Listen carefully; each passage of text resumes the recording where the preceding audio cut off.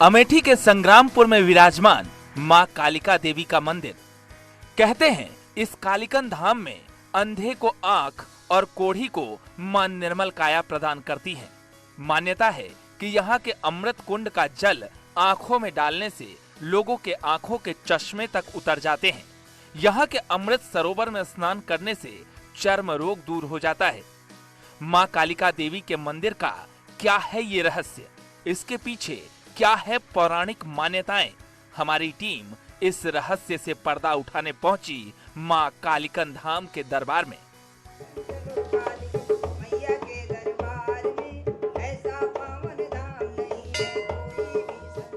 मां शैलपुत्री, ब्रह्मचारिणी, चंद्रघटा, कुष्मांडा, स्कंद माता, कालरात्रि, महागौरी, मां कात्यायनी, ये 9 नाम 9 देवियों के हैं जिनकी पूजा नवरात्र के अलग अलग दिनों में की जाती है। लेकिन आज हम आपको लेकर के आए हैं उत्तर प्रदेश की अमेठी जिले की मां कालिका देवी मंदिर में, जिसके बारे में मान्यता है कि जो भी यहाँ पे श्रद्धालु आते हैं मां उनके सभी दुख हर लेती है। चाहे रोग त्वचा का हो, चाहे रोग आंखों का, हर कोई यहाँ पर आता है तो अपने रोगों से निरोग होकर जाता है। मंदिर में जब हमारी टीम पहुंची तो चारों ओर छोटे से बड़े हजारों घंटे टंगे थे। लोगों ने बताया कि मन्नतें पूरी होने के बाद लोगों ने ये घंटा यहाँ चढ़ाया है। लेकिन हमें तलाश थी उस अमृत कुंड की जिसके बारे में कहा जाता है कि इसका पानी आंखों में डालने से आंखों की बीमारी ठीक हो जाती है।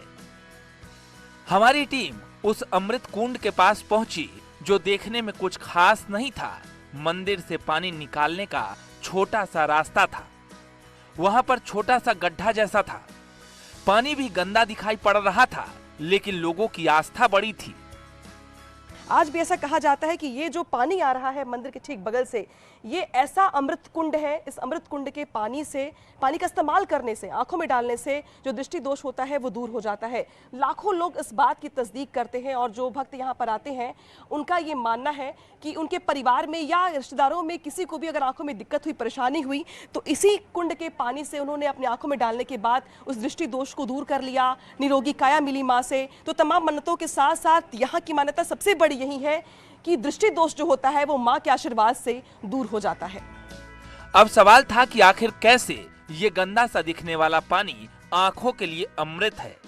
हालांकि वैज्ञानिक प्रमाण तो नहीं मिला, लेकिन इसकी पौराणिक मान्यता जरूर पता चली, जिसके बारे में कई पुराणों और शास्त्रों में वर्णन है।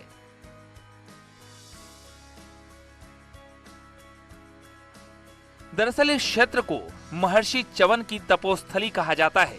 शास्त्रों के मुताबिक जब च्यवन ऋषि तपस्या में लीन मिट्टी के टीले के समान हो गए थे, उस दौरान वन विहार पर परिवार के साथ आए राजा सरियाती की पुत्री सुकन्या ने मिट्टी में चमकते ऋषि च्यवन की आंखों को मणि समझकर लकड़ी से निकालने की कोशिश की थी, जिससे ऋषि च्यवन की आंखें फूट गई थी।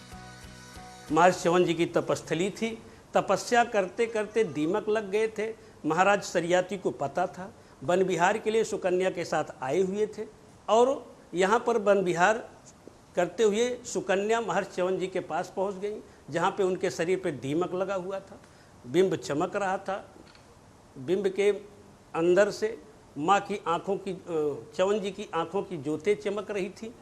सुकन्या जी कौतूहल बस निकालने का प्रयास किया और आँखें फूट गई, जिससे खून की धार बहने लगी। घबरा करके सुकन्या पड़ाव में चली गई। महर्षि जी को वेदना हुई तो स्थिति ये पैदा हो गई कि राजा सरियाती के हाथी, घोड़े, सैनिक सबके मलमूत्र रुक गए और सबको ज्वर हो गया। सदियों पुरानी इस घटना से ही इस अमृत कुंड के पानी से आंख ठीक होने की कहानी की शुरुआत होती है। कहते हैं कि देवताओं के वैद्य अश्विनी कुमार ने इसी अमृत कुंड में अपनी जड़ी बूटी मिलाकर ऋषि च्यवन के आंखों में डाला था, जिससे उनकी आंखें ठीक हो गई थी। देव वैद्य होने के कारण भी उनको सोम यज्ञ पान करने का अधिकार नहीं था, यज्ञ में हिस्सा नहीं मिलता था। तो उन्होंने महर्षि च्यवन जी को देख करके, चेहरे को देख करके जान गए कि ये महर्षि जी ही हमारा कार्य सिद्ध कर सकते हैं। तो उन्होंने महर्षि जी से एक शर्त रखी, कहा कि मैं आपको युवा कर दूंगा और आपकी आंखों की ज्योति वापस कर दूंगा। यहीं से ज्योति की कहानी शुरू होती है, आंखें ठीक होने की कहानी शुरू होती है। चूँकि कहा कि मैं आपकी आंखों की ज्योति ठीक कर दूंगा, तो महर्षि जी ने कहा ठीक है। कहा लेकिन मेरी एक शर्त है। कहा क्या? कहा मुझे सोमपान करने का अधिकार नहीं है, यज्ञ में हिस्सा नहीं मिलता है। मैं आपको युवा बना दूंगा, आपकी आंखें ठीक कर दूंगा, लेकिन मुझे यज्ञ में हिस्सा दिला दीजिएगा और सोमपान करने का अधिकार दे दीजिएगा, सोमपान करा दीजिएगा। महर्षि च्यवन जी ने कहा ठीक है। तो उन्होंने एक 12 तलिया का निर्माण किया, कुंड के रूप में आज जो सगरा के रूप में विख्यात है, उसका निर्माण किया। उसमें औषधि डाले, महर्षि च्यवन जी को स्नान कराया तो 10 वर्ष के हुए।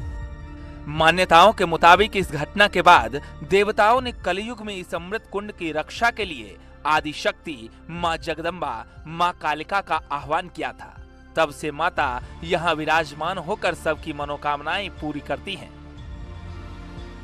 अब माँ के नीर को जो व्यक्ति पीता है, अगर व्यक्ति मरणासन स्थिति में है तो नीर उसको अस्पताल पहुंचा देती है, रास्ते में कुछ होने नहीं देती है। और कितने लोगों का तो इस तरीके का कल्याण हुआ है कि नीर पीने के बाद, जवाब होने के बाद भी वो स्वस्थ हो गए, आँखों की ज्योति वापस हो जाती है। जैसे जिन लोगों को सफ़ेद हो जाता है, किसी को दिखाई नहीं पड़ता है, किसी को अनेक रोग हो जाते हैं, वो माता जी की नीर ले जाते हैं। कितने लोगों का चश्मा छूट गया है और इन्हीं माता जी के नीर को लगाने के बाद जैसे चर्म रोग इत्यादि जो होते हैं सफ़ेद टाइप के, कई लोगों के ठीक हुए हैं यहाँ से।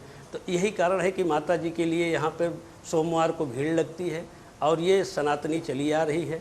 अयोध्या से बुला करके साकल दीपी ब्राह्मणों को अमेठी के राजा ने यहाँ पर पुजारी रखा, जिनकी आज 24वीं पीढ़ी चल रही है। मंदिर के पुजारी ने जो इस अमृत कुंड को लेकर दावा किया, उसमें कितनी सच्चाई थी, इसकी तस्दीक करने की हमने कोशिश की।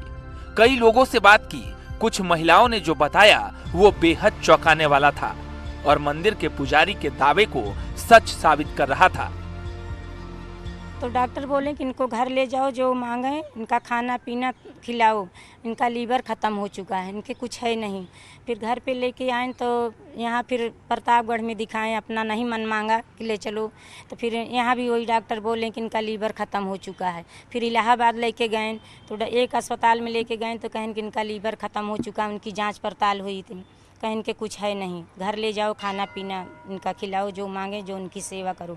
फिर दूसरी अस्पताल में लेके गए तो उनको डॉक्टर भर्ती कर लिया, यहाँ लिया तो डॉक्टर भर्ती कर लिया, इनका यहाँ फिर नीर पहुँचाए, इनका फिर वहाँ से मतलब दवाई लेके गए तो यहाँ हम सेवा, माता की सेवा में हम लगी थी। माँ भगवती यही बचा लिए, यही बचा लिया। तब से हम हर सोमवार 8-9 साल हो गया हम इनकी सेवा माते हैं, यहाँ पर झाड़ू पोछा हम करते हैं, जान लिया। रानी के मानता माने रहे कि हमारे पति की नौकरी लग जाए तो हम टिकरी चढ़ाओ, प्रसाद चढ़ाओ, वही हम यहाँ पे पूछने आई थी। मन्नत मांगा था कि नौकरी लगे पति की, आपको हाँ, लग गई नौकरी? हाँ, पाए हैं। जो भी भक्त अपनी दुख दुविधा दरिद्रता लेके आया, माँ ने सबको दूर किया है। माँ ने सबको यहाँ खुशहाल होके ही भेजा है। सारे लोगों को यहाँ माँ के अमृत कुंड से तमाम जुड़ी कहानियाँ हैं जो हम लोगों ने हमेशा रूबरू होते हैं। केवल माँ का नाम ही पर्याप्त है। माँ कालिका को जो भी श्रद्धा से नाम लेता है, जो भी अपने दिल में मुरादें लेके आता है, उसको पूर्ण करती हैं।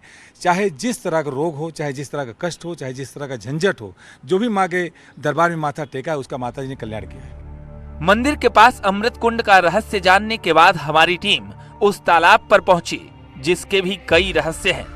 कहते हैं कि इसी तालाब में ऋषि च्यवन को देवताओं के वैद्य ने निर्मल काया दिया था। वयोवृद्ध ऋषि च्यवन इस कुंड में नहाने के बाद 16 साल के युवा बन गए थे। एक रहस्य इसका यह भी है कि इस तालाब में बड़ी बड़ी मछलियां हैं, लेकिन इस मछलियों को कोई खा नहीं सकता। जिसने भी खाया उसका मानसिक संतुलन खराब हो गया। माँ के मंदिर प्रांगण में जो अमृत कुंड है उसकी मान्यता दृष्टि दोष दूर करने की है, तो वहीं इसके ठीक बगल में जो ये सूर्य कुंड देख रहे हैं आप, इसकी मान्यता लोगों के चर्म रोग दूर करने के लिए है। ऐसा कहा जाता है कि प्राचीन काल में भी इस कुंड से जुड़े हुए बहुत सारे कथाएं हैं, जिसके जरिए यहाँ पे जो श्रद्धालु हैं वो दर्शन करने के बाद ऐसा मानते हैं कि अगर इस कुंड में वो स्नान करते हैं या इस कुंड का जल को इस्तेमाल करके वो छिड़कते हैं अपने ऊपर, तो अगर उन्हें कोई दांत, खाज, खुजली या स्किन से रिलेटेड कोई समस्या है तो वो समस्या दूर हो जाती है। यानी कि माँ के पूरे प्रांगण में, इस तपोस्थली में आने के बाद निरोगी काया को लेकर के सबसे ज्यादा लोग इसका महत्व मानते हैं। लेकिन जो ये कुंड देख रहे हैं आप, इस कुंड की मान्यता ये भी है कि यहाँ पर जो मछलियाँ हैं इसको कोई खा नहीं पाता। आमतौर पर यहाँ पर लोग मछली नहीं निकालते हैं यहाँ से, और एक दो बार लोगों ने प्रयास किया तो इस मछली को खाने के बाद लोगों का जो मस्तिष्क है अब वो काम करना बंद हो गया, यानी कि लोग यहाँ से अस्थिर हो गए। और यही वजह है कि यहाँ पे बहुत सारी मछलियाँ हैं, लोग दूर दूर से आते हैं तो यहाँ पे मछलियों को दाना खिलाते हैं, आटा डालते हैं, अपनी ओर से तमाम चीज़ें डालते हैं उनके खाने के लिए, लेकिन इस कुंड का इस्तेमाल सिर्फ और सिर्फ